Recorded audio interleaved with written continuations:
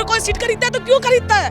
क्योंकि 6 साल 8 साल में यहाँ पे एक वैकेंसी आती है, इसलिए लोग जमीन बेच के सीट खरीद रहे हैं और वो सीट बेच रहे हैं। अगर हर साल ये एग्जाम होता तो ना ही किसी को सीट खरीदने की जरूरत थी और ना ही हम लोग को आज रोड पे आने की जरूरत। 18 में अपना जॉब छोड़ करके यहाँ पे नौकरी के लिए आई हूँ, इतने साल से सिर्फ प्रिपरेशन कर रही हूँ और मेरा जॉब अभी तक नहीं निकला है। बहुत सारे ऐसे एस्पिरेंट हैं यहाँ पे जिनका एज क्रॉस हो चुका। कितने सारे लोग हैं जो आज तक शादी नहीं किए। क्या हमें सरकार आएंगे अपने बेटे का हाथ देने के लिए?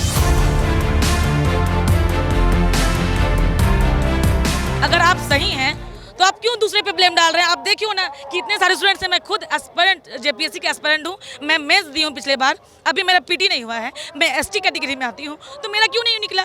मैं 8 साल से 2018 में अपना जॉब छोड़ करके यहाँ पे नौकरी के लिए आई हूँ, इतने साल से सिर्फ प्रिपरेशन कर रही हूँ और मेरा जॉब अभी तक नहीं निकला है।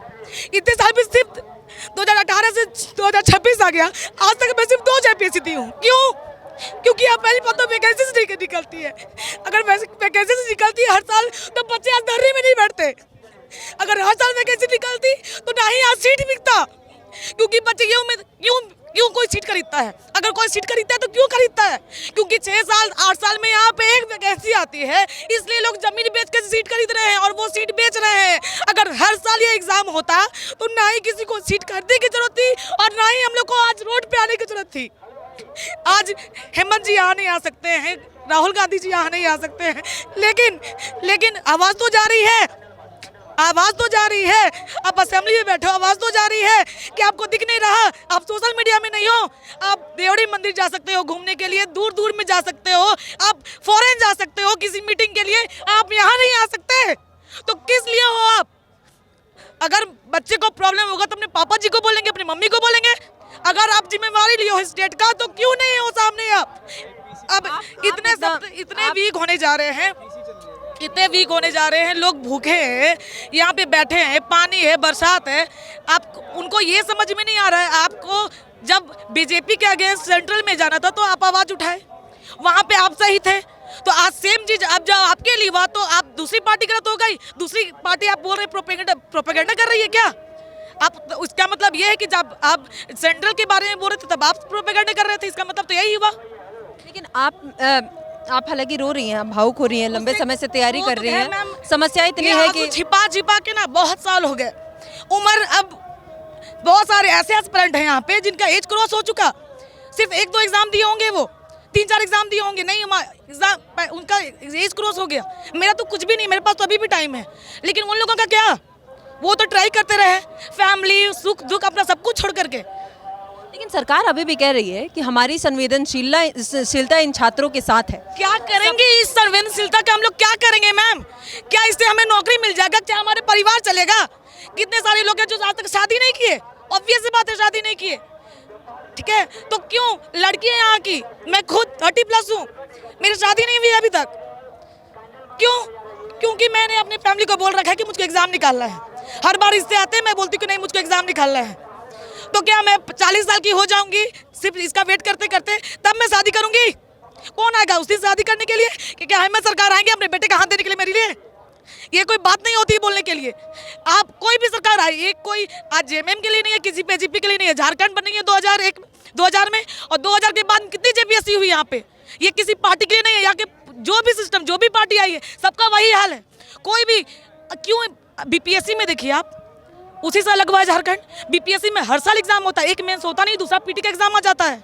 फिर यहाँ क्यों नहीं आता? सीट निकलता है मैम 105 सीट, 107, 8 सीट, 4 जेपीएससी को कंबाइन करके आप एग्जाम लेते हो, उसमें 100-200 सीट निकालते हो। क्या होगा कैंडिडेट्स का? जेसीसी में कोई भी एग्जाम कंटिन्यू नहीं, बस जेपीएससी की बात नहीं है। दरोगा देख लीजिए, दरोगा इतने साल पहले हुआ है, अभी तक दरोगा का एग्जाम नहीं हुआ। जेसीसी हुआ, सीजीएल हुआ, उसमें पहले तो पेपर लीक हुआ, बच्चों को इतना दूर दूर सेंटर दिया गया। यहाँ से लोग गए जमशेदपुर किसी कोने में एग्जाम देने के लिए, वो एग्जाम सेंटर से निकले नहीं, गाड़ी में घर तक नहीं रिटर्न नहीं हुए हैं और उनको पता चलता है कि पेपर लीक हो गया, पेपर कैंसिल। उनका मेहनत, कुछ लोग बाहर रहते हैं, वो प्रिपरेशन करके यहाँ एग्जाम देने आए, ट्रेन लगता है, टाइम जाता है स्टूडेंट्स का, उसका कोई मोल नहीं है क्या? बच्चे के मेहनत का कोई मोल नहीं है।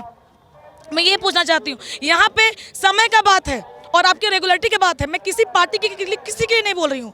मैं हर उस पार्टी से सवाल करना चाहती हूँ जो 2000 से झारखंड के बनने के बाद से झारखंड में गवर्न कर रहे हैं। कहाँ थे? आज अगर आज बीजेपी खड़ी है तो वो उनका भी तो सरकार था पिछले बार। आप कितना जेपीएससी लिए? आप कितना जेपीएससी लिए? आज इनके अगर बारे में आप बोलते हैं तो आप कितना जेपीएससी लिए हो? एक एग्जाम क्लियर करा देने से तो आप बोलोगे कि मैं एग्जाम क्लियर करा दिया, ऐसा थोड़ी होता है। आप एग्जाम निकाल दिए तो बोलोगे मैं एग्जाम निकाल दिया। आप कितने सीट्स करप्ट कर रहे हो ये तो आपको पता है जैसे, और ये स्टूडेंट्स बहुत अच्छे से भली बात ही जान रहे हैं। इतने सारे स्टूडेंट अपना एज लिमिट क्रॉस किए, मैंने भी बहुत सारे ऐसे छात्रों से बात किया और ऐसे छात्र छात्रा बहुत है। लेकिन अभी एक आंदोलन शुरू हुआ है, पहली बार इतना आंदोलन आक्रोशित हुआ है, इससे पहले भी कई बार झारखंड में आंदोलन हुआ है।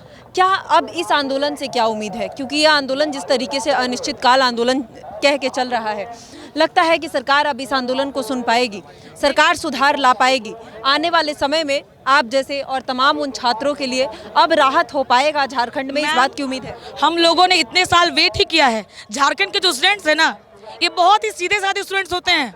आप लोगों ने देखा होगा कि यहाँ के लोग बहुत सादा सिंपल जीवन जीते हैं, ठीक है। चप्पल में अभी हजारों लोग यहाँ पे चप्पल में मिलेंगे आपको, बहुत कम लोग शूज में मिलेंगे। कोई चना खा रहा है, कोई मूढ़ी खा रहा है, नॉर्मल बिस्किट खा के सभी लोग देखे हैं यहाँ पे, जो रात रात भर यहाँ पे दिन गुजार रहे हैं, ठीक है। तो यहाँ के लोगों का बहुत ज्यादा नहीं था, सब कोई उम्मीद से कि चलो इस बार हो जाएगा, इस बार हो जाएगा। यहाँ के लोग बहुत सीधे साधे हैं, इतना बोल नहीं पाते। अभी भी अगर हम लोग आंदोलन कर रहे हैं तो शांतिपूर्ण तरीके से आंदोलन कर रहे हैं, ना कोई गाली गलौज, ना ही कोई अपशब्द का प्रयोग कर रहे हैं, ना ही कुछ ऐसा प्रोपेगेंडा यूज कर रहे हैं। हम लोग अभी भी बहुत ही जितने सिंपल हैं हम लोग, उसे सिंपलिसिटी से हम लोग अपने आंदोलन चला रहे हैं। लेकिन ये आंदोलन आगे पहुंचना चाहिए और आज तक उम्मीद किया और आगे भी उम्मीद करते हैं। अगर हम लोग बैठे हैं तो हम लोग इस उम्मीद से बैठे हैं कि हम लोग को जो भी हम लोग का डिमांड है वो पूरा किया जाए, जो भी एग्जाम में जो भी करप्शन हुआ है उसको साफ किया जाए, और एग्ज़ाम अगर रद्द करना है तो रद्द करें, क्योंकि मैं खुद इस बार एग्ज़ाम दी हूँ।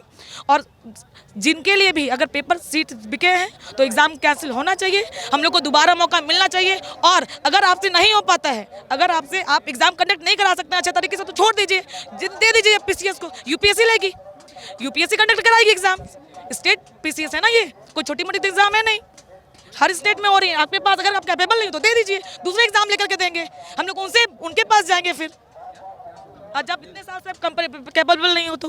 और बिल्कुल सरकार हमेशा ये बोलते रही है कि हम आपके साथ संवेदनशील हैं, लेकिन आप बताइए मैम, जब जेएसएससी सीजीएल 2016 से स्टार्ट हुआ, जो अभी जाके कंप्लीट हुआ, फाइनली वो एग्ज़ाम कैंसिल होने के कगार में था। सीआईडी के पास सारा रिपोर्ट था उस एग्ज़ाम के अगेंस्ट में, लेकिन फाइनली क्या हुआ, उनका सिलेक्शन हो गया जिन्होंने पैसा दे रखा था। अब मैं हेमंत सोरेन सरकार से बस एक ही बात बोलना चाहूँगा, यहाँ के नागपुरी भाषा में, कि अब नागपुर चुप नहीं रही, अब नागपुर बोली, ढेर दिनक सूतल रहे, अब नज़र खोली। लगता है कि ये नज़र खुलेगा और झारखंड में एक्चुअली जो बदलाव की ज़रूरत है वो बदलाव हो पाएगा मैम। और ना ही यहाँ पर बीजेपी के गवर्नमेंट से भी उम्मीद है।